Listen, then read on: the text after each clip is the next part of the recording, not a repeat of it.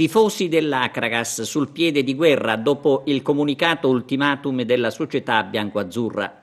Davanti allo stadio, in un locale pubblico, si sono ritrovati questa mattina diversi tifosi amareggiati per il brutto momento in cui si ritrova purtroppo la squadra.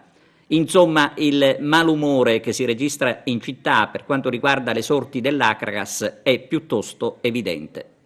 Ci troviamo davanti allo stadio Esseneto dove c'è grande malcontento tra i tifosi seduti al bar, discussioni da bar con animi accesi.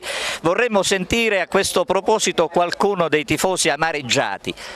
Lei è un tifoso dell'Acragas? Io sono tifosissimo dell'Acragas e mi dispiace che sta succedendo tutto questo, che in Italia ci stanno prendendo per il fallimento dell'Acragas. Io non capisco, o si dimettono o fanno quello che devono fare. Non capisco perché fanno tutto questo, io non riesco a capire. Ecco, c'è grande amarezza come avete sentito, vediamo se qualche altro tifoso vuole parlare ai nostri microfoni. Sì, ho raccolto questo invito, questo grido di dolore sia dalla parte della società ma ancora di più da parte dei tifosi preoccupati sulle sorti della nostra amata Acragas. Io invito il Presidente Giavarini, fino a quando non ci sarà un sostituto, a rimanere al posto di comando, a iscrivere la squadra e poi se ci sono delle trattative subito dopo l'iscrizione alla squadra si continuano a farle e si vede un po' che tipo di formazione si possa mettere su, però dico non iscrivere la squadra perché ormai il tempo è ristrettissimo, oggi ne abbiamo 16, fra 4 giorni addirittura dobbiamo indicare in quale stadio giocare, se all'Esseneto oppure da qualche altra parte, probabilmente a Palermo, e quindi dico ormai mancano 10 giorni, è necessario che la squadra venga iscritta, se è necessario anche sollecitato dal sindaco, perché dalla classe politica, sicuramente la pressione da parte dei nostri tifosi è naturale e c'è. Io mi auguro che anche altri protagonisti facciano pure la loro parte.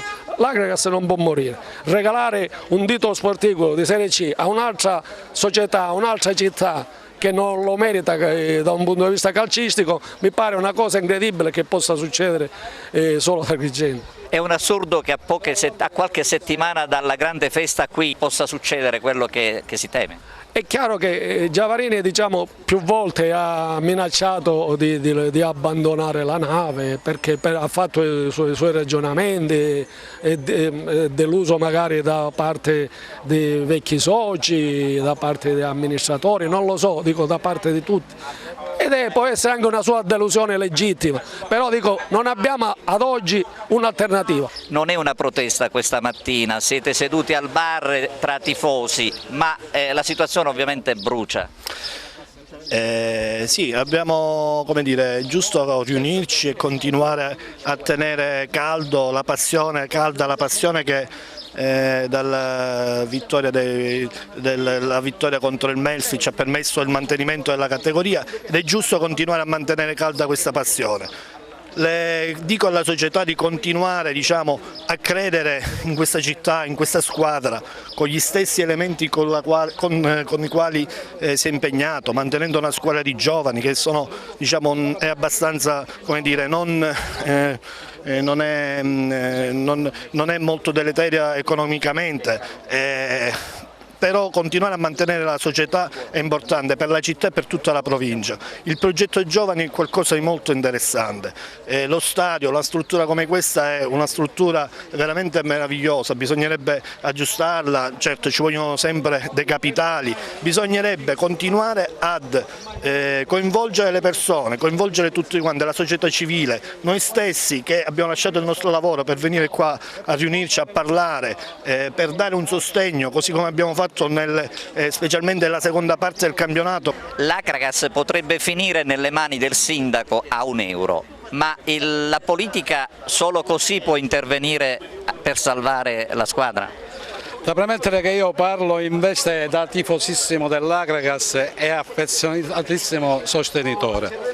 Il momento sicuramente non è quello dei più positivi, perché le premesse non lasciano sperare nulla di positivo. Non vorrei essere drammaticamente pessimista, ma purtroppo se le premesse, come detto, dovrebbero concretizzarsi in dati certi, ad oggi non abbiamo purtroppo nulla di certo. Noi desideriamo principalmente che la squadra debba essere normalmente, come consuetudine, iscritta secondo i termini previsti e che, spazzando ogni possibilità di equivoco, le nubi, i dubbi e gli spettri si possano diradare nel più breve tempo possibile. Sono un super tifoso dell'Agragas e sicuramente qualcuno mi conosce. Io ho la macchina bianca-azzurra, la 126, che è una mascotte dell'Agragas. Io ho fatto una parodia dell'Agragas, ricordando che da bambino mio padre mi prendeva per mano e mi portava allo stadio a vedere l'Agragas, amore profondo che è nato in me.